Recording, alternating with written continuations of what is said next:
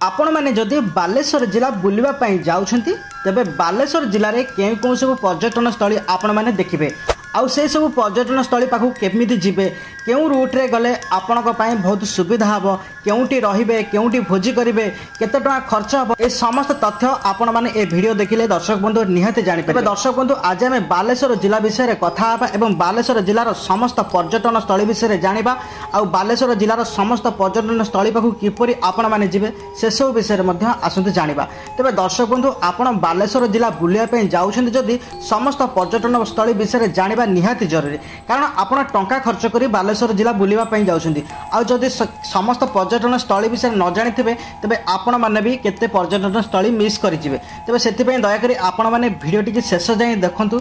आ दर्शक बंधु आपण मानकु गोटे अनुरोध आपण माने केउ जिल्ला देखुछन्ती निहाती आम कमेंट बॉक्स रे लिखंतु जहा हमकु मोटिवेटेड हबा जे आपण माने एही जिल्ला हि देखुछन्ती। दया करी आपण माने निज जिल्ला ना लेखिया को लाज करंतु नै खुशी रे आपनक जिल्लार ना लिखंतु। तबे दर्शक बंधु एबे आसंतु जानिबा बालेश्वर जिल्लार प्रमुख पर्यटन स्थली विषय रे आ बालेश्वर जिल्लार कोन कोन सब पर्यटन स्थली अछि आ सेठाउ किपरि जिवे।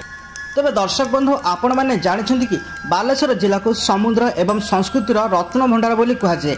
एठारे प्रत्येक कोणे अच्छी अद्भुत ऐतिहासिक स्थली प्राकृतिक सौंदर्य और धार्मिक आस्थार कहानी। आज यही भिडियो रे आमे जानिबा बालेश्वर जिलार 35 प्रमुख पर्यटन स्थली विषय आउ सेगुड़िया कौन कौन आसतु जानिबा समुद्र कूल प्राकृतिक स्थली और जलप्रपात गुड़िया कौन कौन रही।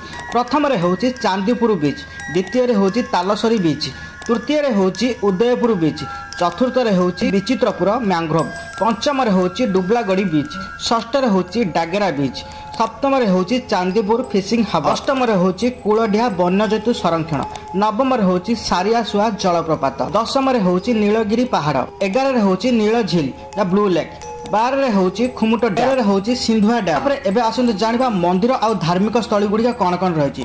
14 होची क्षीरचोरा गोपीनाथ मंदिर रेमुणा अवस्थित, 15 होची पंचलिंगेश्वर मंदिर, 16 होची इमामी जगन्नाथ मंदिर, 17 होची नीलगिरी श्री जगन्नाथ मंदिर, 18 होची चंदनेश्वर मंदिर, 19 होची बाबा भूषेंद्रेश्वर मंदिर, 20 होची मणिनागेश्वर मंदिर, 21 होची खजुरेश्वर मंदिर समूह, 22 होची महिषा मर्दिनी मंदिर सरगढ़। तापर जानिबा इतिहास संस्कृति और हाथ काम स्थली गुड़िया कौन कौन रही बालेश्वर जिले में।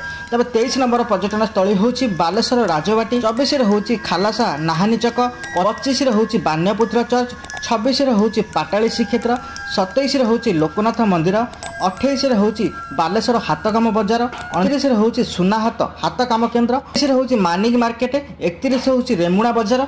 एबे आसंते जानिबा बालेश्वर जिला को लागि रही पर्यटन स्थली गुड़िका कौन कौन आपण मैंने 32 रे भीमकुंड शिमिलीपाल निकट में देखिपारे, 33 रे भितरकनिका जातीय उद्यान देखिपारे, 34 रे शिमिलीपाल वन्यजंतु अभयारण्य देखिपारे, 35 रे चांदबाली भद्रक भितरकनिका गेटवे देखिपारे। तेबे दर्शक बंधु आपण मैंने जानिले ए 35 पर्यटन स्थली आपण मैंने बालेश्वर गले ए सब जिनस देखिपारे। आपण मैंने एई जिला को जाउछन्ती बुलिया पई तेबे मन रखुंती एई सब पर्यटन स्थली सेही रूट ही पड़िबो, मात्र 5-10 किलोमीटर दूर रे सब गोटे पर्यटन स्थली पड़िबो। दर्शक बंधु एबे आसंतु जानिबा ए 35 पर्यटन स्थली गुडी कौन कौन आपण मैंने देखा पाइबे आ कौन कौन से आपण मैंने किपरि जिबे केउटी बनभोजी करेंगे आसंतु ए विषय जानिबा। प्रथम चांदीपुर बीच, आपण मैंने चांदीपुर बीच जदि जिबे सेतारे समुद्रर अद्भुत दृश्य लो टाइड रे समुद्र पछकु 5 किलोमीटर पर्यंत चली जाइए दिन में।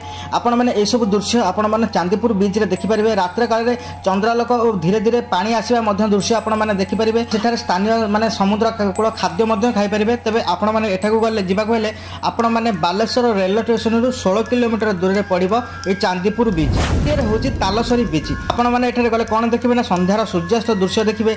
चारि पाखरे गच्छ सहित सौंदर्यमय बगीचा मध्य देखि परिबे। आपण मैंने एठारे मध्य सी बीच रो आनंद मध्य नै परिबे। एठाकु गले आपण मैंने जलेश्वर रेलवे स्टेशन रु 36 किलोमीटर दूर रे टैक्सी किंबा दैनिक भ्रमण बस व्यवस्था मध्य उपलब्ध अछि। आपण मैंने सेठाकु जाय परिबे। तेरे होची आपण मैंने क्षीरचोरा गोपीनाथ मंदिर जा रेमुणा रे अछि। आपण मैंने सेठाकु गले कोन देखिबे ना श्रीकृष्ण चमत्कारिक गाथा आपण मैंने देखिबे। आ सेठारे प्रसिद्ध क्षीर प्रसाद भोग मध्य आपण पाई परिबे। पुरातन शिल्प कला शैली ए सब जिनिस मध्य सेठी जानि परिबे। यह बालेश्वर शहर 9 किलोमीटर दूर रे ऑटो और रिक्शा मध्य आपण मैंने सेठाकु जाई परिबे। होची कूलडिहा वन्यजंतु संरक्षण, सेतारे हाथी हरिण बाघ और पक्षी प्रजाति अभयारण्य भितर चलवा और ट्रेकिंग प्रकृति झरणा पहाड़ सबकिछि आपण मैंने ये देखिपारे। बालेश्वर यह 30 किलोमीटर दूर अवस्थित टैक्सी किंबा बस जोगे आपण मैंने एठाकु जाइपारे आठी आपण मैंने बनभोजी करेंगे। पंचम हूँ विचित्रपुर मैंग्रोव। एठारे आपण मैंने मैंग्रोव जंगल सौंदर्य देखिपारे, नौका व्यवहार देखिपारे, शांत एवं स्वच्छ परिसर देखिपारे। एठी आपण मैंने नौका यात्रा करेंगे। तालसरी बीच 10 किलोमीटर दूर अवस्थित आपण मैंने लोकल गाड़ी नहीं जाइपारे। हूँ पंचलिंगेश्वर मंदिर। आपण मैंने पहाड़ मथारे प्रसिद्ध शिवलिंग देखिपारे, प्राकृतिक झरणा एवं ट्रेकिंग पथर अन्य अनुभव आपण मैंने पाइपारे। बालेश्वर यह पाखापाखि 30 किलोमीटर दूर अवस्थित टैक्सी किंबा टूरिस्ट बस जाऊँगी आपण मैंने जाइपारे। तापर आपण मैंने डागरा बीच जाइपारे, शांत समुद्र कूल, एठारे कांथ काम कुलिंगा चारिपाखे थिबा अद्भुत दृश्य देखिपारे। स्थानीय माछ बजार अनुभव करेंगे। यह बालेश्वर सहर ठारू 60 किलोमीटर दूर बस किंबा टैक्सी जोगे आपण मैंने एठाकु जाइपारे। तापर हूँ बाबा भूषेंद्रेश्वर मंदिर। एठारे अच्छी एक विशाल शिवलिंग, एशियार सबुठ बड़ शिवलिंग, धार्मिक शांति और प्राचीन शिल्पकला। तेज आपण मैंने बालेश्वर 50 किलोमीटर दूर यह अवस्थित टैक्सी किंबा निजस्व गाड़ी जोगे आपण मैंने जाइपारे। नवम हूँ नीलझील बा ब्लू लेक। आपण मैंने एठारे प्राकृतिक नील झील जहाँ प्राचीन क्वारी थिला, पिकनिक करने उत्तम स्थान, फोटोग्राफी आहरी बढ़िया स्थान। आपण मैंने जो रील्स करेंगे तब ये ब्लू लेक जाए पाखे करेंगे और आप बनभोजी करेंगे। बालेश्वर सहर ठारू मात्र 12 किलोमीटर दूर यह अवस्थित आपण मैंने ऑटो किंबा बस जोगे जाइपारे।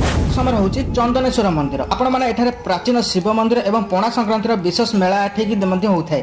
धार्मिक एवं ऐतिहासिक स्थान सकाशे एठारे बहुत प्रसिद्ध। आपण मैंने एठाकु तालसरी बीच रु केवल 5 किलोमीटर दूर यह अवस्थित लोकल टैक्सी किंबा लोकल ऑटो आपण मैंने एठाकु आसीपारे। 11 हूँ सारीसुआ जलप्रपात। आपण मैंने प्राकृतिक झरणा देखिपारे, पहाड़ झड़ी आसुवा जलर शब्द मन शुणिपारे। एठी आपण मैंने भोजी आपण मैंने एठी डांस फैंस करेंगे। यह बालेश्वर सहर ठारू मात्र 28 किलोमीटर दूर अवस्थित। एठी आपण मैंने निहाती एंजॉय करेंगे। हूँ पटाली श्रीक्षेत्र। यही स्थान को मिनी पुरी बोली कहुए। मंदिर प्रांगण और पुरातन शिल्पकला रथयात्रा समय विशेष दर्शनीय। एठारे लोकंकर बहुत भीड़ लगी था। यह मात्र बालेश्वर 20 किलोमीटर दूर यह अवस्थित श्रीक्षेत्र। तापर हूँ इमामी जगन्नाथ मंदिर। रेड स्टोन निर्मित यह अद्भुत शिल्पकला, शांति एवं पवित्र परिसर। खासकर रथयात्रा समय एठारे बहुत लोक एठाकु आसती।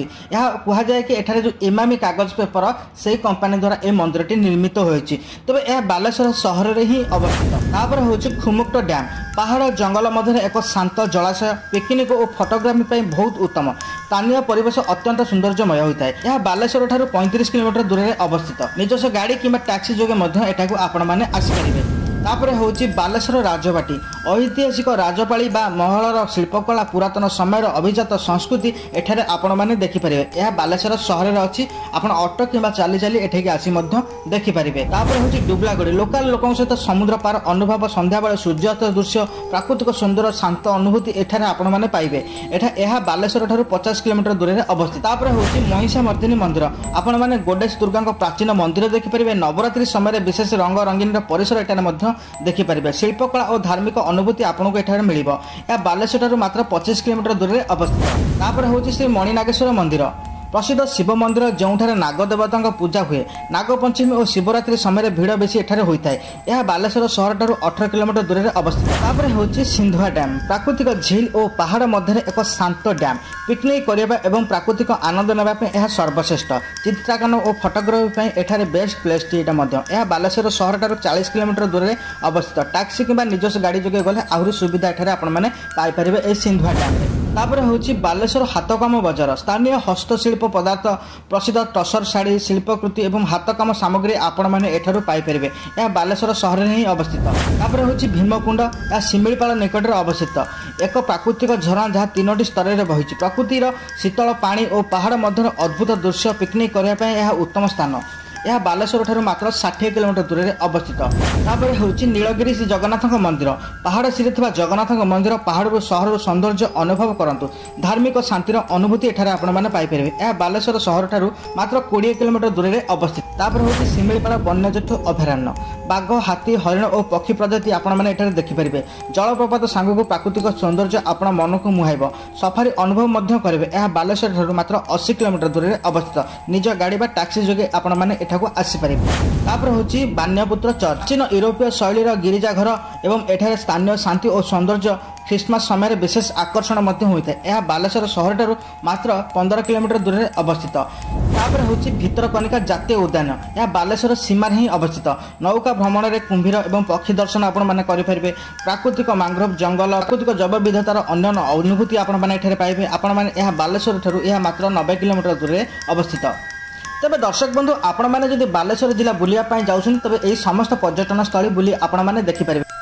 ତେବେ ଦର୍ଶକ ବନ୍ଧୁ, ଏବେ ଆସନ୍ତୁ ଜାଣିବା ଆପଣଙ୍କ ବାଲେଶ୍ୱର ଟୁରଟି କେତେ ଟଙ୍କା ଖର୍ଚ୍ଚ ହେବ। ଆପଣମାନେ ଓଡ଼ିଶାରୁ ଯେଉଁ ଜିଲ୍ଲାରୁ ଆସୁଥାନ୍ତୁ, ଆପଣଙ୍କ ଦୂରତା ଅନୁସାରେ ସେହି ଟାଇପ୍ର ଟ୍ୟାକ୍ସି ଭଡ଼ା ଲାଗିବ। ପାଖାପାଖି ଆନୁମାନିକ 3000ରୁ 4000 ଟଙ୍କା ଭିତରେ ଆପଣମାନେ ବାଲେଶ୍ୱର ଜିଲ୍ଲା ସମସ୍ତ ପରିଭ୍ରମଣ କରିପାରିବେ। ସମସ୍ତ ପର୍ଯ୍ୟଟନ ସ୍ଥଳୀ ବୁଲି ମଧ୍ୟ ଦେଖିବା ହେଉଛି ଆପଣଙ୍କର ଅପସନାଲ ଯାହା ଖର୍ଚ୍ଚ ଅଲଗା ଖର୍ଚ୍ଚ, କିନ୍ତୁ ମୁଁ ଯେଉଁ ଖର୍ଚ୍ଚ କଥା କହିଲି ଏହା ଆପଣଙ୍କର ଗାଡ଼ି ଭଡ଼ା ଏବଂ ସମସ୍ତ ପର୍ଯ୍ୟଟନ ସ୍ଥଳୀ ବୁଲି ଦେଖିବାର ଖର୍ଚ୍ଚ। ଯଦି ଆପଣମାନେ ଖାଇବା ପିଇବାରେ ଅଧିକ ଖର୍ଚ୍ଚ କରିବେ ତାହା ମଧ୍ୟ ଅଧିକ ହୋଇଥାଏ। ଦର୍ଶକ ବନ୍ଧୁ, ନେକ୍ସଟ ଭିଡ଼ିଓରେ ଆପଣମାନେ ଆଉ ଗୋଟେ ଜିଲ୍ଲାର ପ୍ରମୁଖ ପର୍ଯ୍ୟଟନ ସ୍ଥଳୀ ବିଷୟରେ ଜାଣିପାରିବେ। ଦୟାକରି ଆମ ଚ୍ୟାନେଲକୁ ସବସ୍କ୍ରାଇବ୍ କରିନଥିଲେ ସବସ୍କ୍ରାଇବ୍ କରନ୍ତୁ। ଆଜି ପାଇଁ ରହୁଛି ନମସ୍କାର।